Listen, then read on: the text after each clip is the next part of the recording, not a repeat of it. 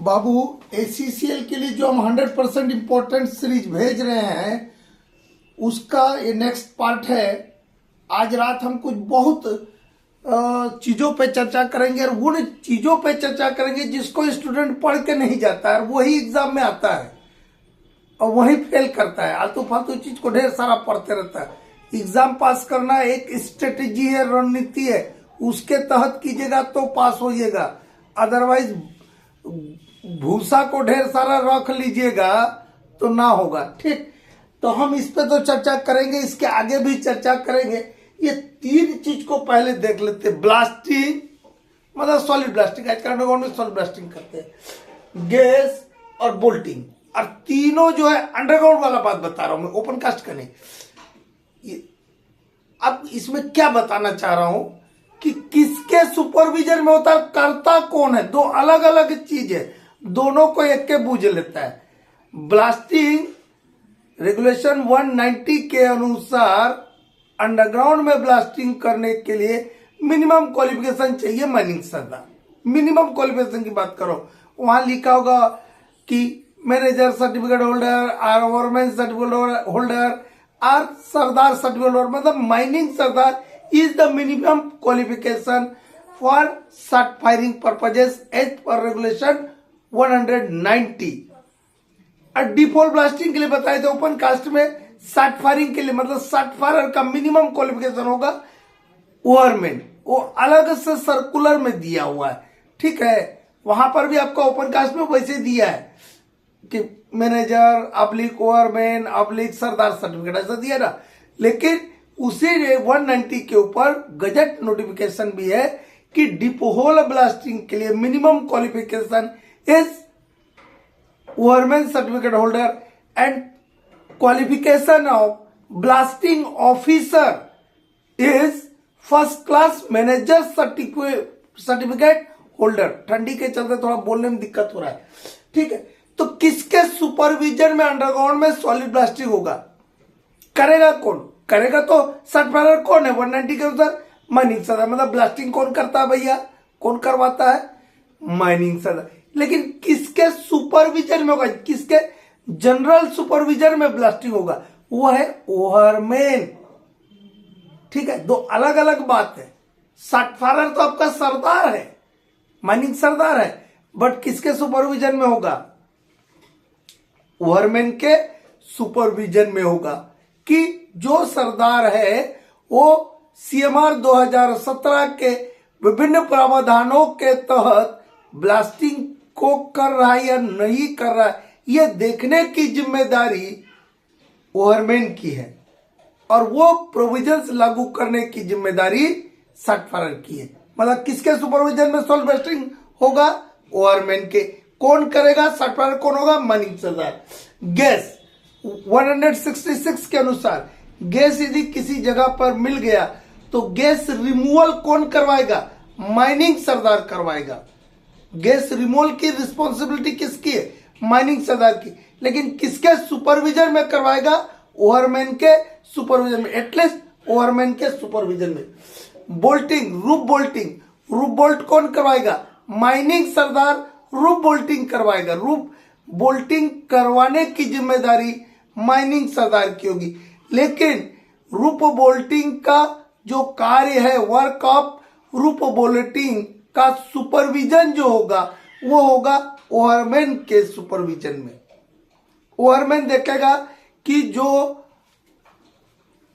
123 regulation 123 के sub regulation 3 के अनुसार जो सपोर्ट प्लान बना है, कौन बनाता है बेटा इसको, ओनर एजेंट एंड मैनेजर। ठीक है, ओनर एजेंट एंड मैनेजर बनाता है और उसने जो एक अप्रूव्ड सपोर्ट प्लान दिया है उसके अनुसार रूफ बोल्टिंग का कार्य हो रहा है या नहीं हो रहा, यह देखने की जिम्मेदारी है ओवरमैन की। लेकिन रूफ बोल्टिंग करवाएगा कौन, करवाने की जिम्मेदारी किसकी है, माइनिंग सरदार की। ठीक है, अब हम इसको छोड़ देते हैं, अपने असली टॉपिक पे आते हैं। कुछ बच्चा लोग बार बार क्वेश्चन पूछ रहा था व्हाट्सएप में, इसलिए इसको क्लियर कर दिया। अब आते हैं SMP की। SMP का बहुत सारा चीज हम भेज दिए हैं और SMP का प्लेलिस्ट भी है, ये 100% इंपॉर्टेंट सीरीज वाले में बताए। एसएमपी का एक यहाँ डेफिनेशन हम बता रहे हैं आप लोग को, और एक डेफिनेशन हम आप लोगों को सब रेगुलेशन 3 आप रेगुलेशन 104 में भी बताए हैं। कोई अभी रिसेंट कोई पार्ट में ही हम एसएमपी को बहुत छोटे रूप में बताए थे, वहां पे बताए होंगे ऐसा कि based on identified hazard and risk owner agent and manager, and है आर नहीं है, owner agent and manager of every mine shall prepare an auditable document called SMP, जो आपने खतरों की पहचान की है और जो रिस्क आपने असेस किया है उसके आधार पर प्रत्येक माइन के ओनर एजेंट और मैनेजर, यानी बोलो और मैनेजर एक ऑडिटेबल डॉक्यूमेंट तैयार करेंगे जिसको एसएमपी बोलते हैं। और ये एसएमपी किसके लागू होता है? ऑक्यूपेशनल हेल्थ एंड सेफ्टी के लिए, ओएचएस के लिए लागू होता है। ये वहां 104 में हम बताए हैं। अब यहाँ पर और एक और डेफिनेशन बता दे रहे हैं कि एसएमपी क्या है। SMP is a strategy. क्या है ये? एसएमपी इज अ स्ट्रेटेजी, क्या एक रणनीति है? काहे के लिए? For management of OHS. OHS मतलब occupational health and safety. SMP is a strategy, कई बार आ जाएगा इसको छोड़ देगा, इसको ब्लैंक दे देगा। एसएमपी इज ढेर सारे नाम दे देगा, उसमें एक नाम ये भी रहेगा ऑप्शन में। SMP is a strategy for management of occupational health and safety of people who work at mines, या हिंदी में भी लिख दिया है, खदान में कार्य कर रहे लोगों की व्यवसायिक स्वास्थ्य और सुरक्षा का प्रबंधन करने के लिए जो रणनीति बनाई जाती है उसको हम एसएमपी बोलते हैं। मतलब एसएमपी में क्या क्या चीज का प्रबंधन करते हैं, किस चीज का मैनेजमेंट कर रहे हैं? Occupational health and safety of person working in the mine, खदान में जो काम कर रहे हैं उनके स्वास्थ्य को भी असर ना हो और उनके सेफ्टी को भी कोई प्रभाव ना पड़े, उसके लिए जो हम रणनीति बनाते हैं ताकि हमारा वर्कफोर्स जो है सेफ रहे, वही चीज है एसएमपी। ठीक है। और ये जब इसमें कहीं बताए होंगे तो हम हजार्ड और रिस्क को भी बताए होंगे। हजार्ड बताए होंगे क्या है? Hazard is a potential source of harm, injury और लॉस, ऐसा बताए होंगे। ये डेफिनेशन सब तैयार करके जाइएगा, एग्जाम में आएगा। ठीक है। एसीसीएल में आए, बीसीसीएल में आए, आने वाले कोई रिक्रूटमेंट में आए, लेकिन आएगा। क्या बोला? हजार्ड का, खतरा का क्या डेफिनेशन बोला?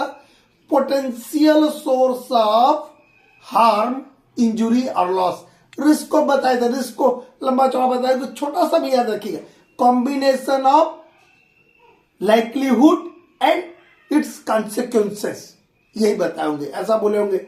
Risk is a combination of likelihood of any specific unwanted event and its consequences। मतलब क्या हुआ? बात छोटा सा है, combination of likelihood and consequences is known as a risk। कोई खतरा के घटित होने की संभावना और उससे होने वाले दुष्प्रभाव के कॉम्बिनेशन को हम रिस्क कहते हैं। ठीक है। रिस्क, खतरा है तब रिस्क होगा। ठीक है। खतरा यदि कहीं हजार्ड है तो रिस्क मतलब खतरा के घटित होने की संभावना। तो खतरा के घटित होने की संभावना को बोलते हैं लाइकलीहुड। देखो यहाँ कहीं लिखा हुआ likelihood. Likelihood, chance that the hazard might occur, chance that the hazard might occur, मतलब खतरा के घटित होने की संभावना को बोलते हैं लाइकलीहुड। हिंदी में भी लिख दिया हूं, खतरा के घटित होने की संभावना को लाइकलीहुड बोलते हैं। बट इसमें एक चीज और होता है कि खतरा है, घटित होने की संभावना भी है, लेकिन मेरा एक्सपोजर, वहां पर मैं कितने समय काम करता हूं, वो भी एक महत्वपूर्ण है। तो इस लाइकलीहुड को बेटर वे में एक्सप्रेस करने के लिए, बताने के लिए, समझाने के लिए हम क्या करते हैं? लाइकलीहुड को प्रोबेबिलिटी इनटू एक्सपोजर लेते हैं। क्या लेते हैं? एक्सपोजर भी इसके साथ हम जोड़ देते हैं। ऐसे होता कॉन्सिक्वेंसेस, हम बार बार बोल रहे हैं combination of likelihood and consequences is known as risk, but what is consequences?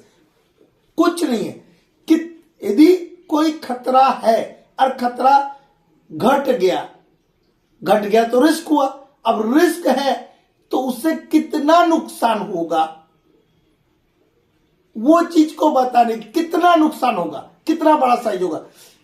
मेरा एक पैर टूट जाएगा, सीरियस बॉडली इंजरी हो जाएगा, मैं सीधा पार हो जाऊंगा, वो है साइज ऑफ लॉस और डैमेज। यही लिखा होगा देखो, साइज ऑफ लॉस और डैमेज, क्षति या नुकसान का परिमाण कितना बड़ा है।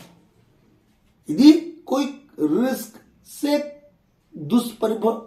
दुष्परिणाम जो होगा उसका वो कितना बड़ा होगा, लॉस या डैमेज कितना बड़ा होगा, उसको बताने के लिए हम कॉन्सिक्वेंसेस लेते हैं। अभी हम स्केल भी लेंगे, लाइक्लीहुड का स्केल लेंगे, कॉन्सिक्वेंसेस का रिस्क ये लेंगे, और आपको रिस्क स्कोर बताया था, एक फार्मूला बताया था, PEC, probability into exposure into consequences, इसको बोलते हैं risk score.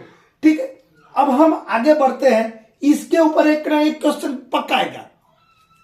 Risk prevention and control, risk prevention and control के ऊपर एक ना एक चीज आएगा। ठीक है, तो हमें थोड़ा ऊपर का मीटर, रिस्क है तो उसको कंट्रोल करना, रिस्क कंट्रोल को ही ना रिस्क मैनेजमेंट बोलते हैं, ये कई बार हम बोले हैं। रिस्क है, रिस्क कंट्रोल को ही रिस्क मैनेजमेंट बोलते हैं, कंट्रोल मेजर्स बोलते हैं। तो एक फार्मूला है बेटा, इसको याद रखिएगा, इशू से टीपी, इशू से एटीपी, ठीक है। These are the 6 control measures. These are the 6 control measures. ये फार्मूला बेटा, ये कहीं बुक में नहीं मिलेगा, ये बेले सर का फार्मूला है। ठीक है, क्या बोला, इशू से एटीपी, ई फॉर इलिमिनेशन, ये सीक्वेंस में, इस सीक्वेंस में आप हजार्ड को कंट्रोल करने के उपाय खोजना है आपको। इलिमिनेशन कीजिएगा, इलिमिनेशन का मतलब क्या होता है, रिमूविंग द डेंजर। इलिमिनेशन मतलब हटाना, दूर कर देना, अवॉइड कर देना, इलिमिनेशन कर दिया। खतरा है, बोल्डर लटका हुआ था, बोल्डर को गिरा दीजिए, खतरा खत्म। स्लिपरी रोड था, उसको ग्रेडिंग डोजिंग कर दीजिए, आपका खतरा खत्म। That is the elimination. क्या है वो, रिमूविंग द हजार्ड और रिमूविंग द बैड प्रैक्टिसेस और wrong practices, that is the elimination, मतलब कंप्लीटली हटा देना। इसमें याद रखिएगा, यहां कहीं हम लिख के रखेंगे, remove the hazard completely. Elimination में क्या होता है, हजार्ड को पूरी तरीके से हटा देना, पूरी तरीके से खत्म कर देना।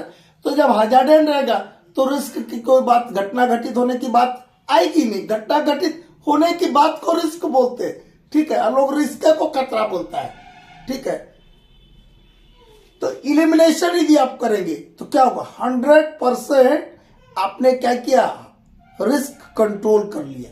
कितना करेंगे आप, रिस्क कितना कंट्रोल हो जाएगा, मतलब 100% करेगा, मतलब आप जो बोलते हैं जीरो एक्सीडेंट पोटेंशियल या जीरो हार्म पोटेंशियल, जब बोलते हैं जीरो हार्म पोटेंशियल कि किसी को खरोच तक ना आए, वो आप पा सकते हैं यदि आप डेंजर को, हैजार्ड को इलिमिनेट करते हैं। इलिमिनेशन मतलब रिमूव द हैजार्ड कंप्लीटली। क्या लिखा है देखो यहाँ पे, रिमूव द हैजार्ड कंप्लीटली। यदि रिमूव और कंप्लीटली हैजार्ड हटाने की बात चल रही, वर्क प्रैक्टिसेस जो गलत है उसको हटाने की बात चल रही, दैट इज द इलिमिनेशन। और इससे आपको 100%, कितना, 100% को 1 बोलते हैं, 100% क्या मिलेगा, सेफ्टी मिलेगा। ठीक है, इलिमिनेशन से रिस्क कंट्रोल कितना होगा, 100%। ठीक है, फिर दूसरा लिखा एसयू, मतलब सब्स्टिट्यूशन, मतलब वैकल्पिक, शुद्ध हिंदी में क्या बोलेंगे? वैकल्पिक। और चालू भाषा में क्या बोलेंगे हम? बदलना। एकदम आम भाषा में क्या बोलेंगे? बदलना। वैकल्पिक, सब्स्टिट्यूट कर देना। मतलब यदि कोई प्रैक्टिस या कोई मेथड या कोई मटेरियल या कोई प्रोसेस से खतरा ज्यादा है, उसको ही बदल देना, रिप्लेस करना। रिप्लेस अंग्रेजी वर्ड आता है, रिप्लेस मतलब बदल देना, ठीक है। उसके जगह दूसरा चीज को अपना लेना, वो कहलाता है रिप्लेस। देखिए यहां क्या लिखा हुआ, replace with less hazardous process और मटेरियल और सब्सटेंसेस।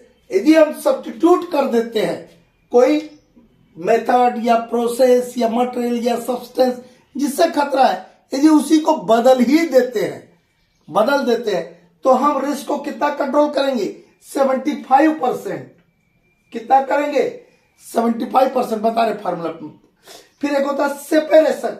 देखिए से लिखा है ना, ये सब्स्टिट्यूशन से एसयू था और सेपरेशन का एसी था। इससे 50%, तो अब यहाँ 7 से 70 मत पकड़ना, 75% बोला, ठीक है। इलिमिनेशन से रिस्क कितना कंट्रोल होगा? 100%। सब्स्टिट्यूशन से कितना होगा? 75%। सेपरेशन से कितना होगा? 50%। जैसे कोई मूविंग पार्ट है तो वहां क्या लगा देते हैं हम? जाली लगा देते हैं ताकि किसी का हाथ अंदर ना जाए, ठीक है, वो गार्डिंग हुआ। या कई बार क्या होता है, सिक्योरिटी गार्ड क्या कहते हैं, बाबा अंदर नहीं किसी को, इधर खतरा वाला जगह है, तो वो एक गार्डिंग हुआ, ठीक, वो हुआ सेपरेशन। अलग कर देना, पृथक कर देना। यहां पे लिखा हो ये सेपरेशन, आइसोलेट हजार्ड। यदि सेपरेशन जब भी बात आ गया, आइसोलेट मतलब पृथक करना, अलग करना। Isolate hazard from person by guarding space और टाइम सेपरेशन। ये तरीकों से हम कोई खतरा क्या कर सकते? पृथक कर सकते, अलग कर सकते। खतरा से हम दूर हो गए, ठीक है, तो क्या होगा? खतरा कम हो जाएगा, तो रिस्क कम होगा।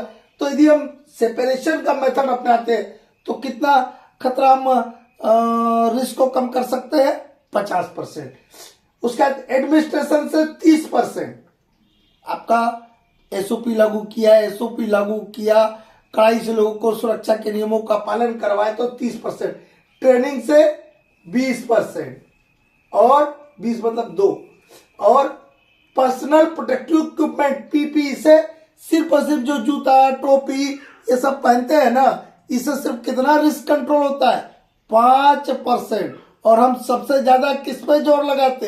एकरा पे। जबकि हमको कहां जोर लगाना चाहिए? ये स्टार्टिंग के 3 कंट्रोल मेजर्स पे हमको जोर लगाना। These are the 6 control measures. क्या क्या बोले बेटा? Elimination, substitution, separation, administration, training, PPE. अब इसको हम सीक्वेंस में कैसे याद रखें? उसके लिए फार्मूला बना दिया। ये तो हिंदी में भी लिखा है बेटा, यदि दिख रहा होगा वहां से तो, ईसु से एटीपी, ईसु से एटीपी, ईसु से एटीपी। अब इसका कंट्रोल ये तो सीक्वेंस में हो गया कि इस टाइप से हम करना है। हमको सबसे पहले किस पे ध्यान देना है कि खतरा ही ना रहे, खतरा हटा देना, completely removing the hazard, that is the elimination. यदि हम एलिमिनेट करते हैं तो रिस्क 100% खत्म हो जाएगा, ठीक है। 100% इफेक्टिव रहेगा एलिमिनेशन। सब्स्टिट्यूशन से 75%, 70 मत बोल देना, 7 से 75%। सेपरेशन से 50%, एडमिनिस्ट्रेशन से 30%, ट्रेनिंग से 20% और पर्सनल प्रोटेक्टिव इक्विपमेंट से 5%, ठीक है। मतलब ये जूता टोपी वाले से कितना खतरा रुकता है आपका, तो मतलब रिस्क कितना कंट्रोल होता है? सिर्फ 5%। तो हमको कहां से कहां तक बढ़ना चाहिए? इधर से इधर की तरफ बढ़ना चाहिए, ठीक है। हमारा सबसे पहले जो पर्पज होना चाहिए वो ये 3 चीज पे रहना चाहिए, इलिमिनेशन, सब्स्टिट्यूशन और सेपरेशन पर। इनसे बहुत ज्यादा फायदा नहीं होता। ट्रेनिंग, एडमिनिस्ट्रेशन कीजिएगा 30%, बहुत बढ़िया कीजिएगा, लेकिन ये सब रहेगा तो ये 30 और ये 20 और ये 5 से कोई आपका सेफ्टी होने वाला नहीं है। हमको कभी भी इलिमिनेशन, सब्स्टिट्यूशन और सेपरेशन के तरफ कदम बढ़ाना चाहिए। These are the main risk control measures and administration training personal protective equipment is also the are the also control measures to control the risk. Okay, next we will see. बाबू अभी जो हम आप लोग को डेफिनेशन बता रहे थे consequences का, लाइक्लीहुड का, वो यहां आपको समझ आएगा। जब हम एसएमपी बनाते हैं तो वहां एक चार्ट बनता है, उसमें स्केल दिए रहते हैं कि किस के लिए कितना स्केल रहेगा। जैसे स्केल फॉर कॉन्सिक्वेंसेस, कॉन्सिक्वेंसेस क्या बताया था? Consequences is the size of loss और डैमेज। कितना लॉस या डैमेज होगा उसके साइज को बताने के लिए हम कॉन्सिक्वेंसेस वर्ड का इस्तेमाल करते हैं। तो यदि सेवरल डेड हो गया, ये लॉस है ना, है जी, लॉस है कि नहीं, कोई जिंदगियां खत्म हो गई। सेवरल डेड मतलब क्या? ढेर सारी, मतलब डिजास्टर हो गया। डिजास्टर किसको बोलते हैं? ऐसा एक्सीडेंट जिसमें 10 या उससे अधिक व्यक्तियों के 10 या उससे अधिक व्यक्ति मारे जाते हैं। 10 और more death occurs in an accident, that is called disasters. तो डिजास्टर हो गया, वो सेवरल डेड है, सेवरल डेड है, तो उसका कॉन्सिक्वेंसेस हम कितना, उसका स्केल कितना लेते हैं? 5। ठीक है, हम ये संभावना करते कि यदि ये घटना घटी तो इतना होगा। ठीक है, यदि ढेर सारे आदमी मर गए या मरने की संभावना है तो उसका स्केल कितना होगा? 5। 1 डेड, यदि एक आदमी मरता है तो कॉन्सिक्वेंसेस कितना, उसका कॉन्सिक्वेंसेस का स्केल फॉर कॉन्सिक्वेंसेस कितना होगा? 1। ठीक है, सिग्निफिकेंट चांस ऑफ फेटालिटी, मतलब फेटालिटी होने की पूरी संभावना है तो उसका स्केल कितना होगा? 0.3। 1 परमानेंट डिसेबिलिटी और लेस चांस ऑफ फेटालिटी, ये सिग्निफिकेंट चांस ऑफ फेटालिटी मतलब फेटल होने की चांस था तो 0.3 लिया, लेकिन लेस चांस ऑफ फेटलिटी मतलब बहुत कम चांस है फेटल एक्सीडेंट होने का, तो उसका स्केल कितना होगा? 0.1। या 1 परमानेंट डिसेबिलिटी, 1 परमानेंट डिसेबिलिटी मतलब आपका सीरियस एक्सीडेंट, सीरियस इंजरी हुआ होने, एक आदमी को सीरियस इंजरी होने की संभावना है तो उसका कॉन्सिक्वेंसेस का स्केल कितना होगा? 0.1। और भी रहता है बेटा इसमें, हम जो इंपॉर्टेंट है, जो आपके लिए काम के लिए, उतने 4 गो लिए यहाँ पे। ठीक है, क्या क्या बोला? कॉन्सिक्वेंसेस का, कॉन्सिक्वेंस मतलब साइज ऑफ लॉस और डैमेज, तो क्या होगा? मार चोट लगना, मर जाना, यही ना, तो सेवरल डेड हुआ तो 5, यही ने लिखा जी। 1 डेड, एक आदमी मरा, मतलब फेटल एक्सीडेंट है 1, कितना हुआ? उसका 1 लिया। सिग्निफिकेंट चांस ऑफ फेटलिटी है, मतलब फेटल एक्सीडेंट होने की संभावना है तो 0.3, और नहीं होने की संभावना है तो 0.1। नहीं होने की संभावना कितना? Less chance of fatality 0.1। दो अलग अलग बात है। अब साइज ऑफ एक्सपोजर, हम बोले थे कि कितने समय तक आप वहां काम कर रहे हैं, खतरा है, और कितने समय तक आप काम कर रहे हैं। यदि कंटिन्यूस काम करते हैं तो स्केल फॉर एक्सपोजर होगा 10। लगातार आप काम कर रहे हैं, 8 घंटे का आपका शिफ्ट, 8 घंटा खतरा में आप, तो आपका एक्सपोजर का स्केल कितना हो जाएगा? 10। फ्रीक्वेंट, एसएफपी में फ्रीक्वेंट का मतलब होगा डेली। डेली यदि आप, ओ भाई हट गया हाथ लगाने से, डेली है तो उसका एक्सपोजर का कॉन्सिक्वेंसेस कितना होगा? 5। सेल्डम मतलब एसएमपी में उसको बोलते हैं वीकली। यदि वीकली आप खतरा के सामने एक्सपोज होते हैं तो 3। अनयूजुअल मतलब मंथली 2.5। Once in 5 years 1.5। ठीक है, इसको एक बार स्क्रीनशॉट मारिए जरा। ठीक है, इधर देखिए आप, स्केल फॉर प्रोबेबिलिटी, हम बोले थे ना, रिस्क स्कोर क्या बताए थे? PEC, probability into exposure into consequences. Consequences का स्केल देख लिया, एक्सपोजर का हमने स्केल देख लिया, अब हम देख रहे हैं प्रोबेबिलिटी का। इन तीनों को, ये जो स्केल है, इन तीनों को मल्टीप्लाई कर देंगे तो क्या मिल जाएगा? Risk score. यदि आपको कहीं दे दिया कि प्रोबेबिलिटी इतना है, प्रोबेबिलिटी इतना है, एक्सपोजर इतना है, रिस्क इतना, कोई एक एक डाटा देगा और रिस्क स्कोर बताए, तीनों को मल्टीप्लाई कर देना, probability into exposure into consequences. और ये याद रखना, कभी कभी एग्जाम में आता है, एक ना एक चीज कोई ना कोई एग्जाम में हमेशा पूछा जाएगा। स्केल पर प्रोबेबिलिटी, प्रोबेबिलिटी क्या है? संभावना, लाइक्लीहुड बताए ना अभी। खतरा के घटित होने की संभावना को ही हम प्रोबेबिलिटी बोलते हैं या लाइक्लीहुड बोलते हैं। प्रोबेबिलिटी मतलब लाइक्लीहुड, प्रोबेबिलिटी मतलब लाइक्लीहुड में वेल बी एक्सपेक्टेड मतलब एकदम खतरा होगा ही होगा, ये 100% चांस है। खतरा के घटित होने की चांस कितना है? 100%। तो उसका प्रोबेबिलिटी का स्केल होगा 10। क्वाइट पॉसिबल मतलब होगा, खतरा होगा, खतरा होने की संभावना है तो 7। अनयूजुअल बट पॉसिबल, असामान्य है कि लेकिन हो सकता है बोला, तब 3। ओनली रिमोटली पॉसिबल मतलब कभी कभी दुर्भाग्यवश हो जाएगा, यदि ऐसा संभावना है तो प्रोबेबिलिटी का स्केल होगा 2। मतलब यदि पूरी संभावना है कि खतरा होगा ही होगा तो प्रोबेबिलिटी का स्कोर होगा 10। संभावना है कि हाँ हो सकता है तो 7। अनयूजुअल बट पॉसिबल मतलब ये नहीं होगा, कभी नहीं होगा, बट संभावना है कि हो भी सकता है तो प्रोबेबिलिटी का स्केल हो जाएगा 3। और दुर्भाग्यवश होने की संभावना ओनली रिमोटली पॉसिबल मतलब दुर्भाग्यवश ही हो जाए तो हो जाए, तब प्रोबेबिलिटी का स्केल हो जाएगा 2।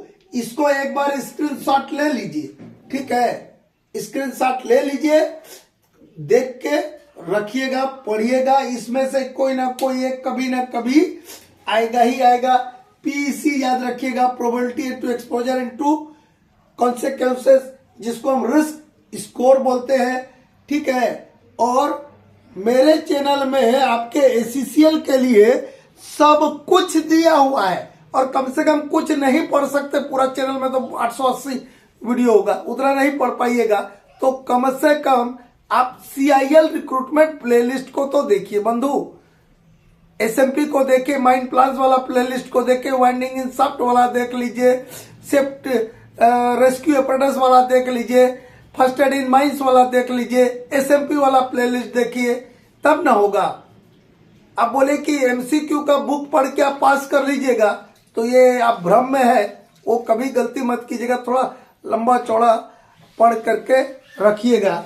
और हम कोई बच्चा पूछता है कि आप बताइए सर कौन बुक इसके लिए सबसे बेस्ट होगा, कोई एक बुक नहीं होता, हम ऐसे कई बुक को अध्ययन करते हैं, अध्ययन किए हैं, और उस आधार पर यही चीज को बताने के लिए हम एक बुक को कभी रेफर नहीं करते, हम 5-7 बुक को बोलते हैं।